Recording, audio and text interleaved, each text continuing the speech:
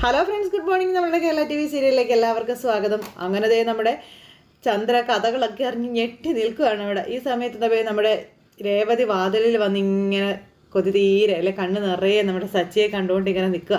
ഭയങ്കര സന്തോഷത്തിൽ. അപ്പോഴാണ് നമ്മുടെ ദേവു അങ്ങോട്ടേക്ക് വരുന്നത്.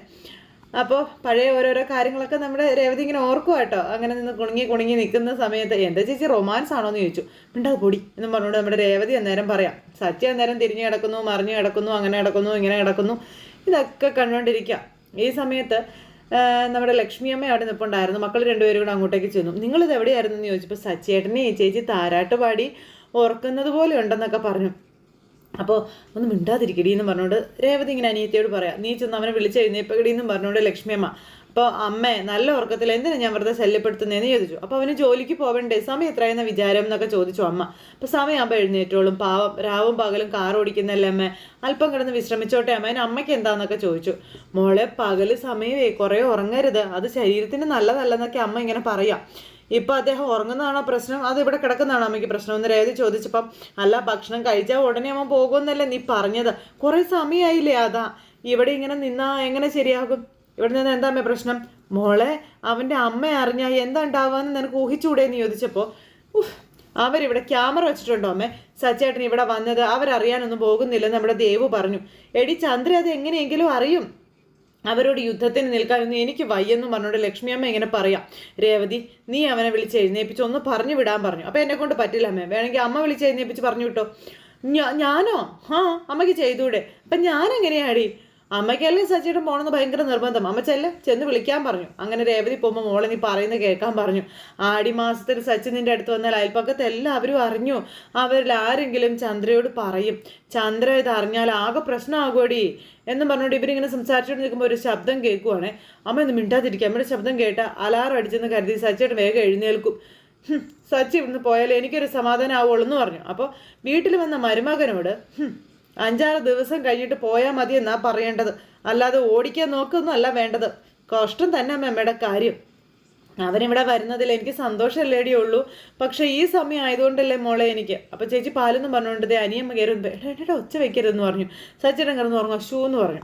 അമ്മ ഞാൻ ഈ ചായ ഒന്ന് വെക്കട്ടെ എന്നും പറഞ്ഞുകൊണ്ട് നമ്മുടെ രേവതി അടുക്കളയിലേക്ക് പോയി. കൃത്യമായിട്ട് നമ്മുടെ സച്ചിയുടെ ഫോണിലേക്ക് കോള് വന്നു. അയ്യോ എന്നും പറഞ്ഞുകൊണ്ട് ചാടി അങ്ങോട്ട് എഴുന്നേറ്റു.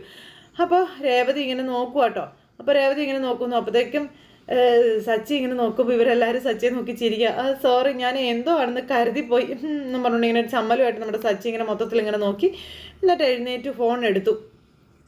അപ്പോൾ അങ്ങനെ ഒരു ഓട്ടത്തിൻ്റെ കാര്യം പറഞ്ഞു. അങ്ങനെ നമ്മുടെ സച്ചി പോകാനായിട്ട് തയ്യാറാകുന്നു. രേവതിക്ക് സങ്കടമായി, അമ്മയ്ക്ക് സന്തോഷമായി.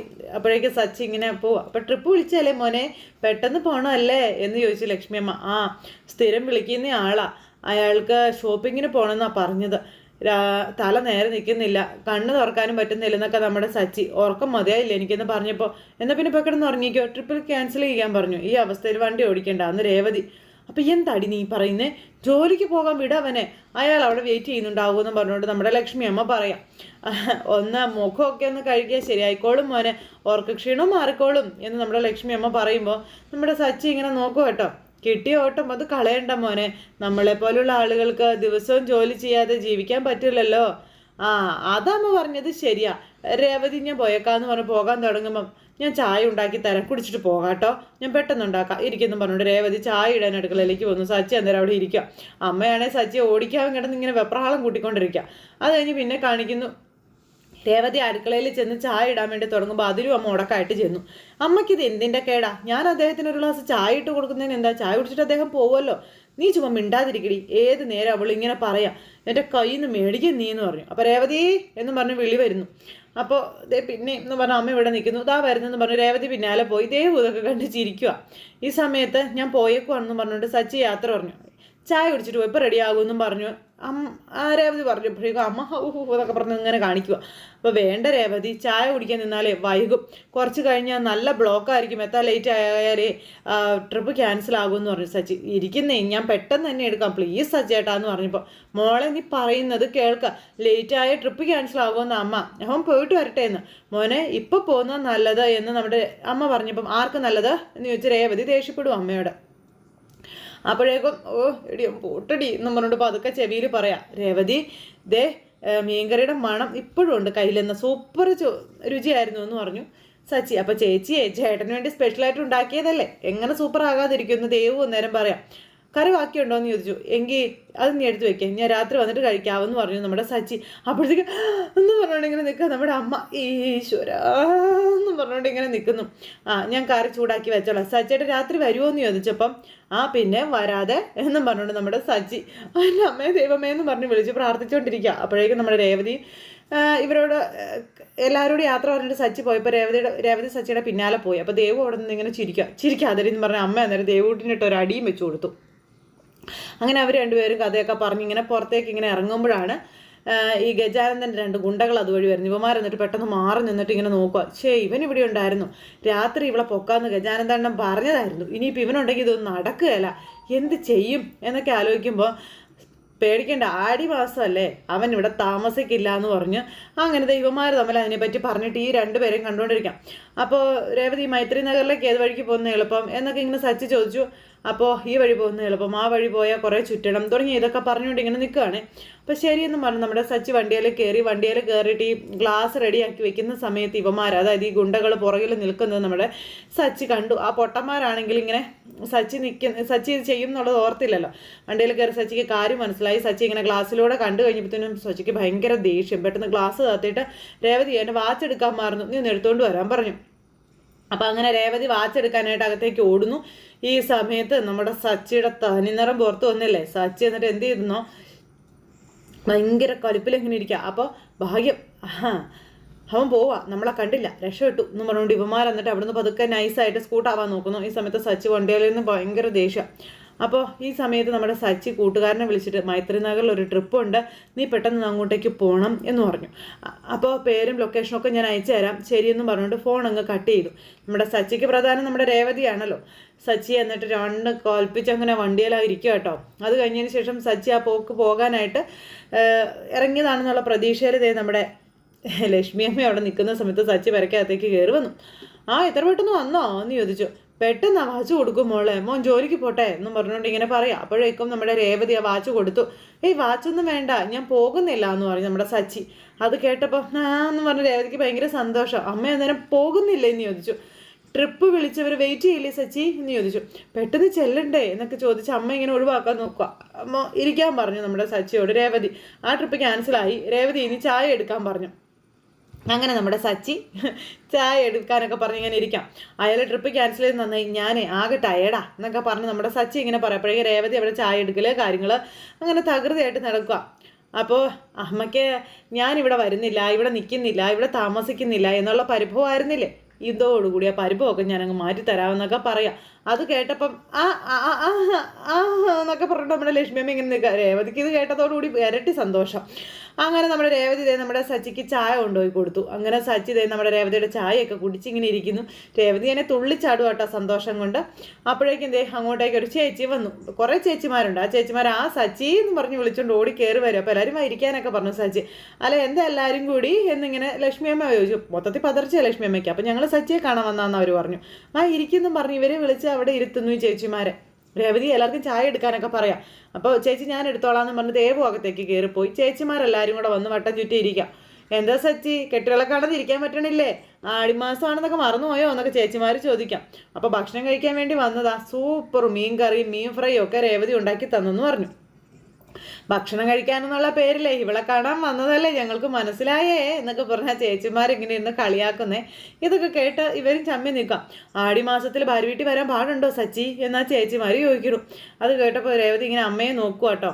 ഞാൻ ചുമ്മാ പറഞ്ഞതാ കേട്ടോ, ഏത് മാസമായാലും ഭാര്യയെ കാണാൻ ഭർത്താവിന് വരാം, പണ്ടത്തെ പോലെയൊക്കെയാണോ ഇപ്പോൾ എന്നും ചോദിച്ചാൽ ആ നാവുകൊണ്ട് തന്നെ ചേച്ചിമാർ പറയുമ്പോൾ ഇവർക്ക് സന്തോഷമായി. രേഷ്മിക്ക് മാത്രം സങ്കടം. സച്ചി ഇവിടെ വരുന്നത് ഞങ്ങൾക്ക് സന്തോഷമുള്ള കാര്യം, ഞങ്ങളുടെ ധൈര്യമാണ് സച്ചി എന്നൊക്കെ പറഞ്ഞു കൂട്ടാ ചേച്ചിമാർ.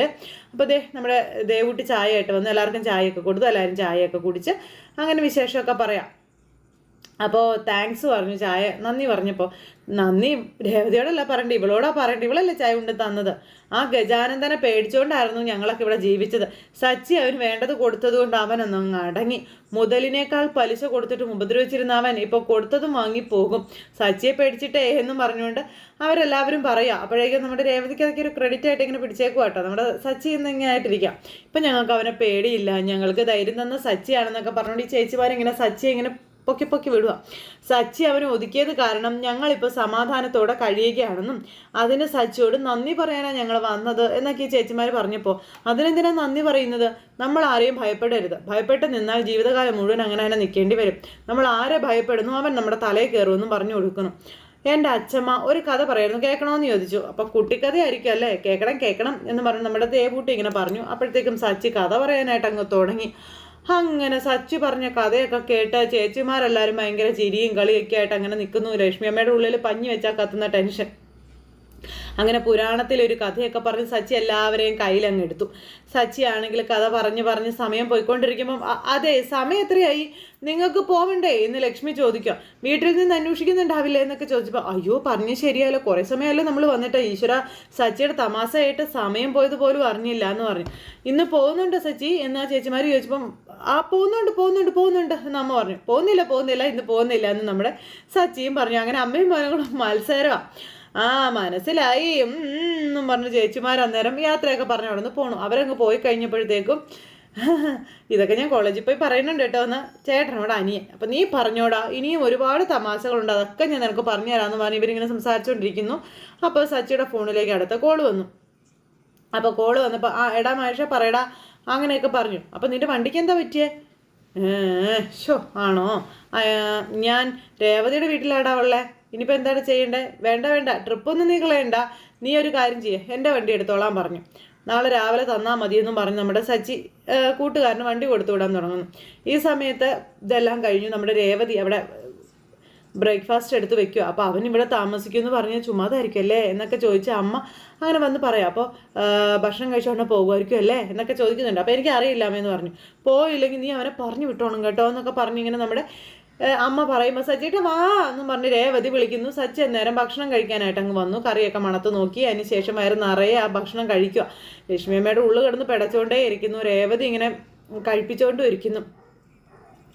അല്ല മോൻ വീട്ടിൽ പോയില്ലെങ്കിൽ അച്ഛന് വിഷമം ആവില്ലേ എന്നിങ്ങനെ നമ്മുടെ അമ്മ ചോദിച്ചു. അന്നേരം ഞാൻ അച്ഛനെ വിളിച്ച് പറഞ്ഞായിരുന്നു ഒന്നും വരില്ല എന്ന്, അതുകൊണ്ടൊരു പ്രശ്നമില്ല എന്നും പറഞ്ഞുകൊണ്ട് ഇങ്ങനെ നമ്മുടെ സച്ചി പറയാം.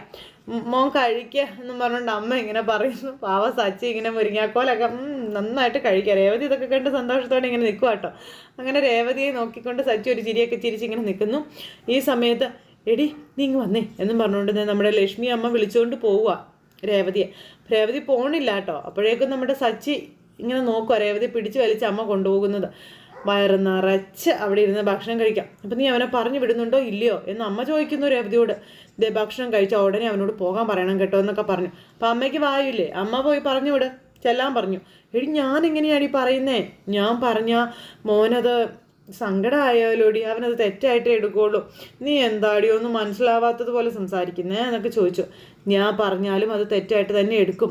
ഭക്ഷണം കഴിച്ചതിന് ശേഷം അദ്ദേഹം പോകുന്നെങ്കിൽ പോകും, അല്ലെങ്കിൽ ഇവിടെ തന്നെ നിൽക്കും, ഞാനായിട്ടൊന്നും പറയാൻ പോവില്ല എന്നും പറഞ്ഞിങ്ങനെ രേവതി പറഞ്ഞപ്പോൾ എടി ഇവിടെ നിൽക്കാൻ പറ്റില്ല എന്നതേ അമ്മ തറപ്പിച്ചു പറയുമ്പോൾ അമ്മയുടെ മുന്നിലേക്ക് ഭദ്രകാളിയെപ്പോലെ ഇങ്ങനെ നിൽക്കുന്ന നമ്മുടെ രേവതിയെ കാണിച്ചുകൊണ്ട് ഇന്നത്തെ വിശേഷം അവസാനിച്ചു. അപ്പോൾ എല്ലാവരും കാത്തിരുന്ന് കാണണേ. എല്ലാവർക്കും നല്ലൊരു ദിവസം ആശംസിക്കുകയാണ്. എല്ലാവരുടെയും സപ്പോർട്ടിനും സ്നേഹത്തിനും ഒത്തിരി നന്ദി അറിയിക്കുന്നു. സൂപ്പർ ഹിറ്റ് കഥയുമായി കാണുന്നത് വരെ എല്ലാവർക്കും നന്ദി.